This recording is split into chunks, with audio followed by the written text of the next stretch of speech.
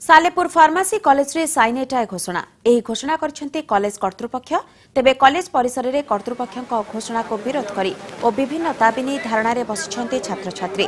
गतकाली विभिन्न दाबी नै छात्र छात्री माने कॉलेज रे भंगारुचा करबा सह मुख्य फाटक रे ताला पकाई दैथिले अध्यक्ष समेत अन्य कर्मचारी माने घर भितरे रहितबा देखबाक मिलिथिला घटनास्थल रे पुलिस पहुंचथिले मध्य तांकू भितर को छाडी नथिले कॉलेज परिसर रे एबे भी उत्तेजना लागि रहिछि।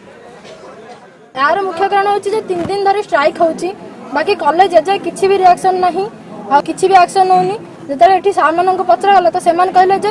हमकु टाइम देंतु केते टाइम देजो पिला मरिबा को बसलानी बाकी किछि भी बाहर कॉलेज रे गोटे फर्स्ट एड कॉमन रूम रहिबो फार्मेसी कॉलेज खाली ना किछि भी ट्रीटमेंट किछि भी नाही